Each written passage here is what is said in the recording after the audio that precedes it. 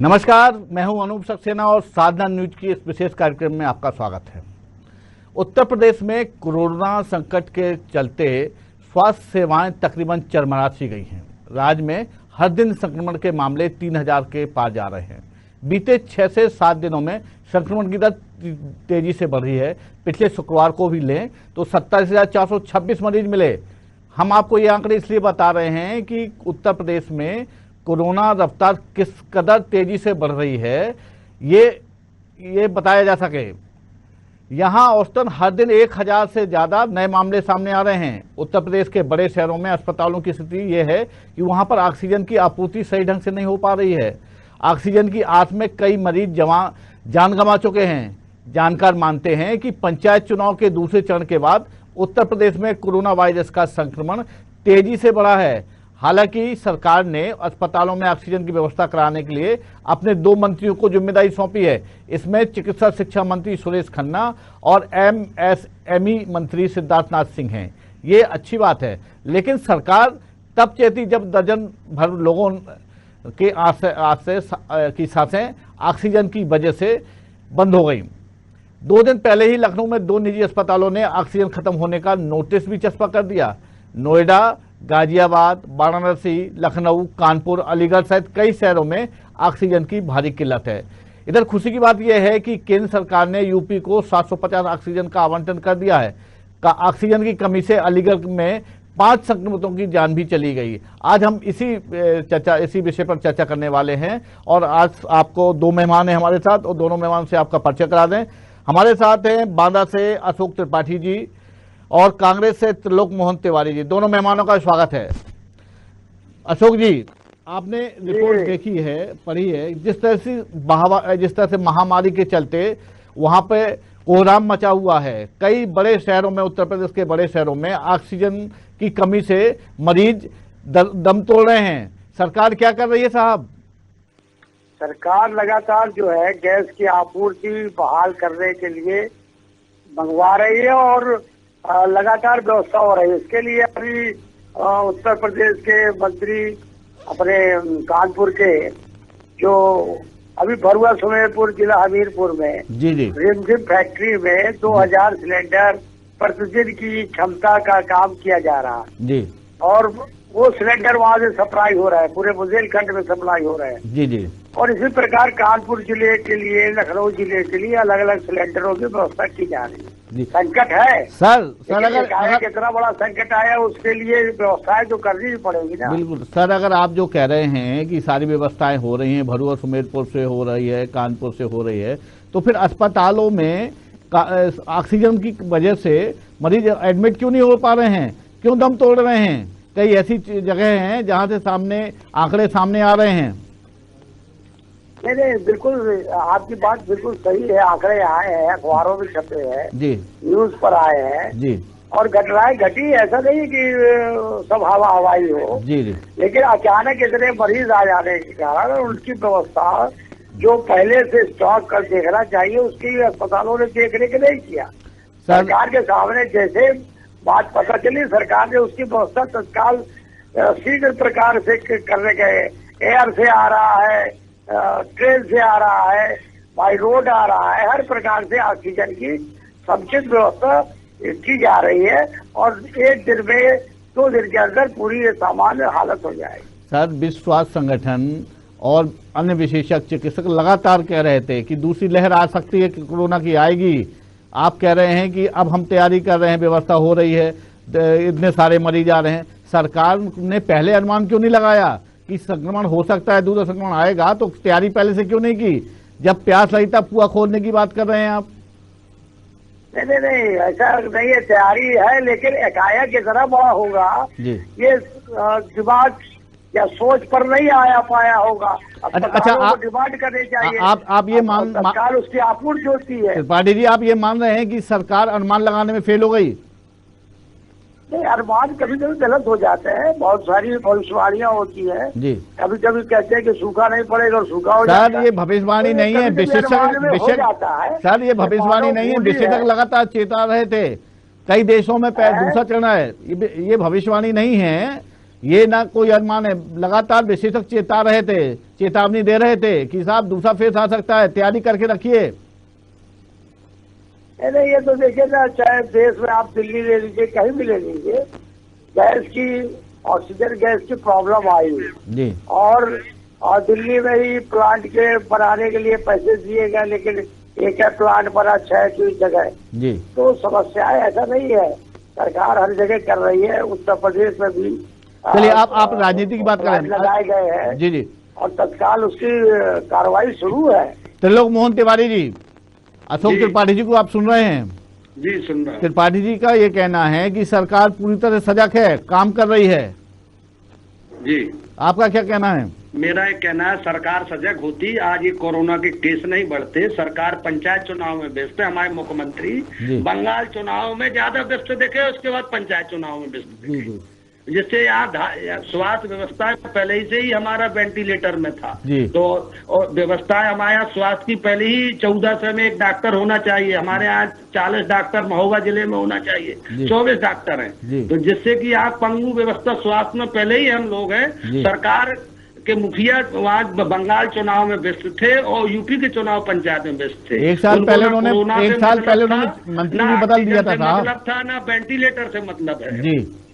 तो जिससे कि हमारे विपक्ष माननीय राहुल गांधी जी ने इनको चेताया, WHO की चेतावनी के बाद उन्होंने बंगाल दौरा रद्द किया। प्रधानमंत्री जी वहां से भाषण कर रहे, बहुत अच्छी रैली, आज बहुत अच्छा ये हुआ। माननीय मुख्यमंत्री जी भी हमारे वहाँ दौरे में जाते हैं। यहाँ यूपी में कोरोना फैल रहा है, आए दिन यहाँ ना वेंटिलेटर है, ना ऑक्सीजन है, सरकारी कोई व्यवस्था नहीं। सरकार तब जेती जब हमारे यहाँ लाशों को ढेर बढ़ते जा रहे दिन ही दिन। त्रिलोक मोहन तिवारी जी, मान लीजिए सरकार ने ध्यान नहीं दिया, सरकार समय पर नहीं चेती, आप विपक्ष में हैं, आपके और भी दूसरे दल हैं जो विपक्ष में हैं, जो चुनाव के टाइम पे आप लोग कभी कभी गलवैयां कर लेते हैं, एक साथ चुनाव लड़ते हैं भाजपा के खिलाफ। आप सारा विपक्ष एकजुट क्यों नहीं हुआ? कोरोना की महामारी से लोगों को बचाने के लिए कोई आप लोगों की सक्रियता दिखाई नहीं दे रही है। विपक्ष एकजुट कहाँ से हो? कोई पंचायत चुनाव में व्यस्त है, सरकार ने ऐलान कर दिया आज पंचायत चुनाव रुकना चाहिए इस स्थिति कोरोना में जी। 2 चरण हो गए, आज रोक देना चाहिए। तीसरे चरण में आप कहाँ ये लॉकडाउन का व्यवस्था हुई 59 घंटे का, बताइए। वहाँ लोग प्रचार कर रहे हैं, भीड़ की तादाद लगे हुए बगल के जिले में हमारे में, आप देखिए जी जी जी। ऑक्सीजन की कमी है, हमारे जिले में नहीं है, छोटा जिला है। हमारे जिलाधिकारी की मैं बहादुरी देता हूँ महोबा की, उन्होंने यहाँ व्यवस्था कर रखी है, जिससे कि अभी हमारा छोटे जिले में नहीं है। और बड़े बड़े शहर लखनऊ में, कानपुर, इलाहाबाद में आप देखिए, आप अभी मोहनलालगंज के सांस, मैंने अभी थोड़ी देर पहले टीवी देखा, बोले मैं उसमें बैठ जाऊंगा अनशन में, मुझे ऑक्सीजन नहीं दी गई। कौशल किशोर जी ने कहा। तिवारी जी, तो उनके खुद सांसद कह रहे हैं धरने पे सरकार के खिलाफ बैठ रहे हैं। व्यवस्था होती तो उनके सांसद क्यों बैठते धरने पे, बताइए। अभी मैंने टीवी में 10 मिनट पहले। लेकिन हमें आपका जवाब नहीं मिला। मैं आपसे पूछा था कि आप लोग क्यों नहीं एकजुट होकर इस महामारी से लोगों को बचाने के लिए अपने स्तर पर प्रयास करते? हम लोग पहले आप खुद बचे, संसाधन हो हम लोगों के पास जी, तो हम लोग बचाने का प्रयास कर रहे हैं, लोगों की मदद करते हैं। साहब जब चुनाव आ जाते हैं तब सभी तरह के संसाधन जुड़ जाते हैं आपके पास। अब संसाधन का आप बात कर रहे हैं जी। हेलो, आवाज नहीं आ रही, दोबारा। मेरा सवाल ये है कि जब चुनाव होते हैं तब सभी के पास, आप सारे लोगों के पास संसाधन जुड़ जाते हैं। अब जब लोगों की जान पे आ रही है तब आप संसाधन का रोना रो रहे हैं। ये देखिए, इसमें राजनीति भी लोग कर रहे हैं, ऐसा नहीं है। मुख्यमंत्री खुद आइसोलेट है, ऐसा नहीं है, ऐसा है कि इसमें पंचायत चुनाव आज की स्थिति में रोकना चाहिए। पंचायत चुनाव इसमें कोरोना पर ध्यान रखना चाहिए। चलिए अशोक जी, संसाधन कमी है हम लोगों के पास, इसलिए हम लोग जो मदद हो सकती है अपने स्तर से, जिले स्तर पे हम कर रहे हैं। चलिए अशोक जी, विशेषज्ञ कहते हैं कि सेकेंड फेज था जो आपका पंचायती राज चुनाव का, उसके बाद कोरोना ने अचानक तेजी पकड़ी है और आज स्थिति ये है कि आपके उत्तर प्रदेश संक्रमण के मामले में दूसरे नंबर पे आ रहा है। लोग हर दिन इतने से ज्यादा केसेस मिल रहे हैं, इतनी मौतें हो रही हैं, जो कि अनुमान लगाना, जिस पे चर्चा करना मुश्किल है जी। जहाँ तक पंचायत चुनाव की बात कर रहे थे जी, योगी जी किसी भी पंचायत चुनाव में कहीं भाषण देने नहीं जा रहे जी। और ये पंचायत आयोग का कार्यक्रम है, माननीय उच्च न्यायालय ने निर्देश दिया कि चुनाव कराइए जी। हमने नहीं, हम तो उसको बढ़ा ही रहे थे, पहले भी बढ़ा रहे थे जी, लेकिन बाद में उच्च न्यायालय ने कहा कि नहीं, आपको चुनाव कराना पड़ेगा और ये टाइम रहेगा। त्रिपाठी जी, अब हमारे त्रिपाठी जी से थोड़ी हम नहीं कर रुकवा सकते चुनाव। त्रिपाठी जी, माननीय न्यायालय ने एक आदेश दिया था कि ये लॉकडाउन लगाइए 6 राज्य, आप सुप्रीम कोर्ट चले गए। और आप दो लॉकडाउन लगाने के लिए ऑर्डर हुए थे। हाँ, तो फिर आप पंचायत चुनाव पे भी करने के बाद अगर पंचायत चुनाव के लिए भी ऐसी बात होती तो आप अपनी बात तो रख सकते कम से कम। अरे सर, मेरा ये कहना है कि पंचायती राज में के लिए भी आदेशित हुआ था माननीय न्यायालय से, तो जिस तरह से आप लॉकडाउन को के खिलाफ आप सुप्रीम कोर्ट गए, तो इसको लेकर भी जा सकते थे कि नहीं जा सकते थे? किसके खिलाफ? सुप्रीम कोर्ट जो है जी, लोग बात गए, सुप्रीम कोर्ट ने कहा कि जो है वो चुनाव होने दिया जाए, कोई दिक्कत नहीं। अच्छा, चलिए मेरा आपसे सवाल ये है कि बनारस हो, लखनऊ हो, कानपुर हो, आगरा हो, यहाँ पे जिस तरह से ऑक्सीजन की कमी है, आपके मंत्री और आपके मुख्यमंत्री जी दावा कर रहे हैं, अधिकारी दावा कर रहे हैं कि साहब हम सिलेंडर की आपूर्ति करा रहे हैं, लेकिन वहाँ पर जिस तरह से कोहराम मचा हुआ ऑक्सीजन को लेकर उनके मरीज के परिजन इधर उधर भटक रहे हैं, क्या कहेंगे आप? किसकी फेलियर है ये? कौन क्यों परेशान है जनता वहाँ पे? जो है जी, जो अस्पताल, इसमें प्राइवेट अस्पतालों का बहुत बड़ा योगदान है जी, जिन्होंने पहले से इनकी व्यवस्था नहीं की। सरकार के पास तो बहुत सीमित दिक्कतें आ रही हैं जी, और लगातार उसकी आपूर्ति हो रही है, लेकिन प्राइवेट वालों के यहाँ जो बहुत पैसे लेते हैं लोगों से जी, उसके बाद भी सब चीज सुविधा नहीं दे रहे हैं जी, तो ज्यादा आंकड़े उसके आ रहे हैं। हमारे यहाँ मेडिकल कॉलेज में जी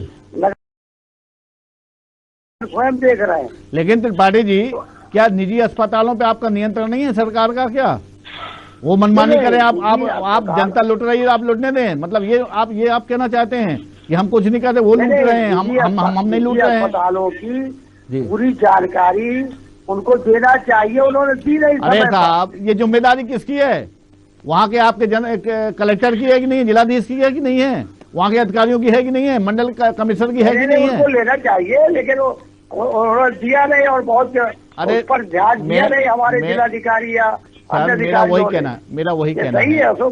इसमें कोई चोरी की बात नहीं है त्रिपाठी जी, मेरा वही कहना है, गलती है सरकार भाजपा की है और वहाँ पर जो भी कुछ होता है सरकार के टेल लाइन पे होता है, गाइडलाइन पे होता है, प्रशासन उसका अनुपालन कराता है। और अगर निजी अस्पताल भी होते हैं, निजी अस्पताल स्वतंत्र होते हैं, सब कुछ करते हैं, लेकिन नियंत्रण तो रहता है प्रशासन का। अगर वो गलत करें तो उनके खिलाफ कार्रवाई क्यों नहीं हो रही है? नहीं, लगातार उनके अभी एक वीडियो वायरल हो रहा है जी कि 20 लाख रुपए एक अस्पताल में भागे जा रहे हैं जी, तो अभी एक जस्ट 10 मिनट पहले जी, तो अब उसकी जांच तो होगी कि वीडियो सही है कि फर्जी है, क्या है जी, तो जो रिपोर्ट्स आ रही है उसका बहुत एक्शन तत्काल सरकार ले रही है। सर, लगातार आपूर्ति सिलेंडरों की हो रही है। सर, जब जांच कोई अधिकारी करेंगे, आज नहीं है, जो आज है वो कल नहीं रहेगी। सर, आपकी बात हो, ऐसा ही हो, हम भी चाहते हैं, लेकिन सर आप जो कह रहे हैं वीडियो वायरल हो रहा है, जिन अधिकारियों की खिलाफत को लेकर वीडियो वायरल हो रहा है, जिन अस्पतालों को लेकर वीडियो वायरल हो रहा है, उनकी जांच कौन करेगा? अधिकारी वही अधिकारी करेंगे ना जिनकी सरपरस्ती उन अस्पतालों में है। तो आप कैसे न्याय की बात करेंगे? जिसकी जिम्मेदारी वो तय होगी, ऐसा नहीं कि उनको छोड़ दिया जाएगा। लेकिन आज अभी तत्काल व्यवस्था करने के लिए उन्हीं के हाथों में तत्काल उनको टाइट किया जा रहा है कि व्यवस्था सुधारे। अगर वो एक कल तक नहीं सुधरेगी तो एक्शन शुरू हो जाएगा। कब एक्शन शुरू होगा? लोग मरने शुरू हो गए हैं, मर रहे हैं, रोज मर रहे हैं, रोज मौत के काल के गाल में समा रहे हैं। ऐसा नहीं है, तत्काल जो है, तत्काल आपूर्ति गैस की चल रही है और तत्काल सरकार एक्शन ले रही है। ऐसा नहीं है कि वो सभी के साथ अनदेखी की जा रही है। चलिए, त्रिलोक मोहन तिवारी जी, राहुल गांधी हों, प्रियंका गांधी हों, अखिलेश यादव जी हों या मायावती जी हों, ये सारे जितने बड़े नेता हैं, ये सारे के सारे जो नेता हैं वो केवल बयानबाजी तक सीमित हैं, बयान कर रहे हैं, रोज प्रेस विज्ञप्ति जारी कराते हैं, सरकार पर उंगलियां उठाते हैं। अच्छा होता कि ये सारे नेता सरकार के साथ खड़े होते और कहते नहीं, कोरोना संकट से प्रदेश की रियाया को, प्रदेश की जनता को मुक्त कराने के लिए हम सब आपके साथ हैं, तो बेहतर व्यवस्थाएं होती या नहीं होती?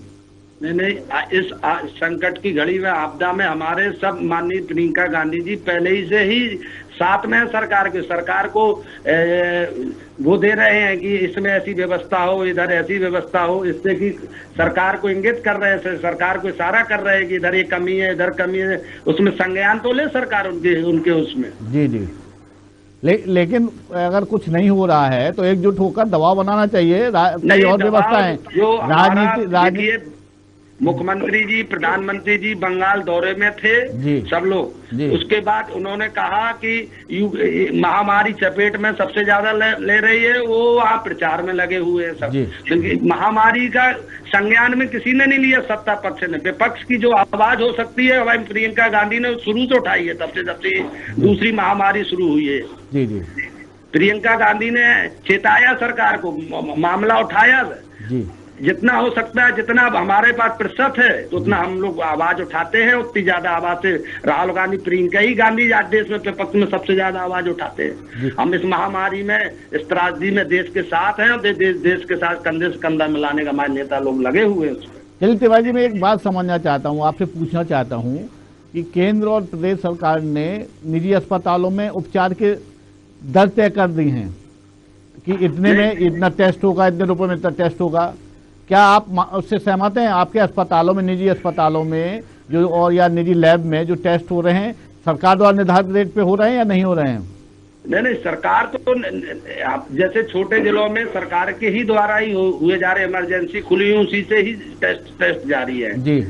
उससे भाई टेस्ट डॉक्टर ही करेगा, प्राइवेट हो या सरकारी हो। तो मैं दर की बात कर रहा हूँ, जो रेट ले रहे हैं। दूसरा भगवान डॉक्टर का रूप होता है हमारा। मोहन तिवारी जी, मेरा कहना ये है कि सेंट्रल गवर्नमेंट ने और स्टेट गवर्नमेंट ने जो उपचार होता है, जो टेस्ट हो रहे हैं कोरोना संकट को लेकर पीड़ितों के, उसके लिए दर तय कर दी है कि अगर आप ये टेस्ट कराएंगे तो इसका इतना पैसा, ये टेस्ट कराएंगे तो इसका इतना पैसा। तो क्या आप बता पाएंगे कि आपके जो निजी अस्पताल हैं, जो टेस्ट लैब हैं उत्तर प्रदेश में, वहाँ पे उतनी निर्धारित दर पे ही पैसे लिए जा रहे हैं या ज्यादा लिए जा रहे हैं?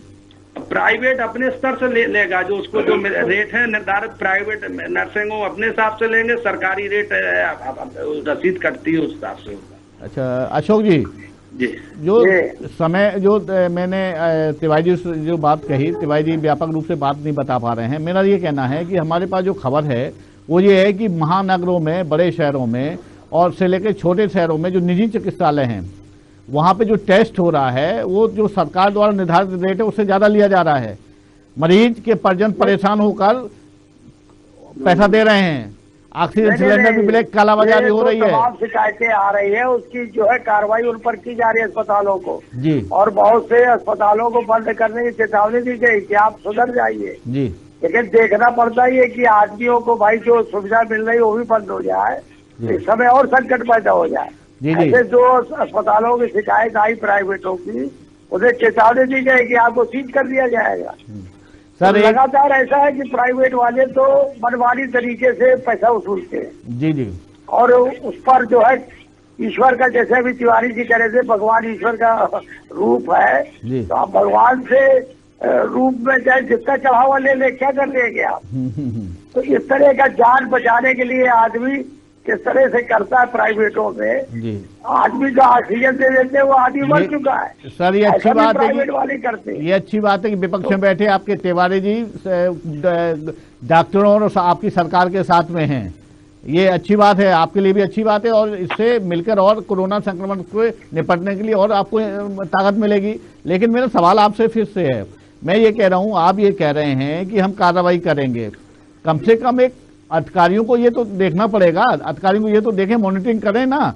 हर जिले में, आपके जनपद में हर वरिष्ठ अधिकारी की जिम्मेदारी होनी चाहिए ना कि अगर कोई गरीब आया है या कोई मरीज आया है परेशान है, उससे उसकी जेब हल्की, मतलब पूरा उससे लूटा ना जाए, ये तो देखना चाहिए, नहीं देखना चाहिए? जहाँ शिकायतें आती है तत्काल कार्रवाई हो रही है, रोज मीटिंग होती है, रोज उसकी जांच होती है, रोज कार्रवाई होती है। अगर ऐसा कोई दोषी पाया जाता है तो सर अभी एक आपने भी देखा होगा, कार्रवाई छोड़ दी जाए। सर एक आपने देखा होगा, एक वीडियो वायरल हुआ है कि एक बेड के लिए वहां पर पैसा लिया गया है 35,000 रुपए लिए गए हैं, आपके संज्ञान में है या नहीं? मेरे संज्ञान में, मेरे संज्ञान में भी 20 लाख वाला एक वीडियो वायरल हो रहा था। जी जी, उसको मैं अभी 10 मिनट पहले भी सुना मैंने। चलिए, एक सवाल आपसे और कर रहा हूँ। योगी जी ने अभी हाल ही में आपके सिद्धार्थनाथ जी को और वहाँ के जो आपके उत्तर प्रदेश के चिकित्सा शिक्षा मंत्री हैं मिस्टर सुरेश खन्ना जी, इन दोनों को जिम्मेदारी दी है कि ऑक्सीजन की आपूर्ति आप सुनिश्चित करें, मॉनिटरिंग करें।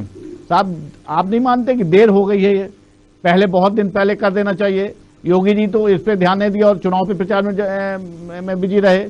पहले अपनी जनता, अपना प्रदेश होना चाहिए या प्रचार, कोई वार्डों के चुनाव, जिला पंचायत के चुनाव में कोई मुख्यमंत्रियों को, मंत्रियों कहीं जाने की जरूरत नहीं है जी, और न गए हैं जी।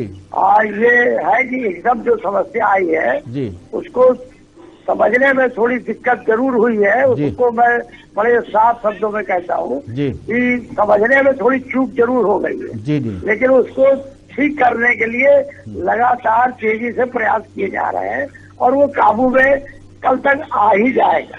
अच्छा, आप उम्मीद करते कल तक आ जाएगा? हाँ सर, एक और जानकारी देना चाहूंगा आपको कि अभी कुछ दिनों पहले हमने एक जो वीडियो दिखाया था और उस पर चर्चा की थी। फाफा मऊ है आपके प्रयागराज के पास, शमशान घाट है, वहां पर पैसे देकर अंतिम संस्कार हो रहा था। 22,000 रुपए लिए जा रहे थे और वो वीडियो वायरल हुआ था। उस पर अब तक कुछ कार्रवाई नहीं हुई। सरकार ने ये कहा कि साहब जो प्रशासन के अधिकारी, जिम्मेदार अधिकारी, वो कह रहे हैं वो हमारे क्षेत्र में नहीं आ रहा है, हम इससे क्या कर सकते हैं? तो साहब, जनता तो लौट रही है। जहाँ के आप मुखिया हैं, जहाँ के आप प्रशासन के आपके हाथ में है, वहाँ की जनता परेशान है। वो भले ही कहीं से कहीं लुटे। नहीं, ऐसे जैसी शिकायतें आना चाहिए और जिस क्षेत्र के अंतर्गत आना चाहिए उसके अधिकारियों को तत्काल एक कार्रवाई करना चाहिए। मेरे संज्ञान में उस वीडियो के बारे में बात नहीं है जी। मैंने आपको जैसे भी बताया कि अभी एक वीडियो मैंने देखा है जी जी, और उस पर तत्काल सरकार ने जांच के आदेश दे दिए जी जी। भाई ये सही है कि गलत है, इसको तत्काल करें, क्योंकि किसी की छवि भी खराब करना अच्छा नहीं है। जी जी। त्रिलोक मोहन तिवारी जी, उत्तर प्रदेश से, दिल्ली से उत्तर प्रदेश में ऐसे आप प्रवासी मजदूर लौट रहे हैं जो लॉकडाउन की वजह से वहां से अपने घरों पे लौट आ रहे हैं। इनके लिए क्या व्यवस्था हो रही है? वहां पर क्या सुविधाएं मिल रही हैं या उन्हें क्वारंटाइन किया जा रहा है? क्या वहां पे स्थितियां क्या हैं? अभी मेरे संज्ञान में तो नहीं है कि क्वारंटाइन कोई व्यवस्था करी गई है जी। अभी तो मरीजों के लिए क्वारंटाइन किया जा रहा है। अभी पहले प्रवासियों के लिए कोई व्यवस्था नहीं करी जा रही है जी। मेरे संज्ञान में तो नहीं है कि नहीं हो रही है। लेकिन साहब, अगर क्वारंटाइन नहीं होंगे और दिल्ली से कोरोना लेके आएंगे तो गांव पहुंच जाएगा, फिर क्या हो पाएगा? पंचायत चुनाव में वैसे ही पहुंच गया कोरोना। तो पंचायत आप डालने आए थे, सामाजिक पहुंच गया कोरोना। आप सामाजिक जीवन जीते हैं त्रिलोक मोहन तिवारी जी, भले ही विपक्ष में हैं, लेकिन आपका भी तो दायित्व है।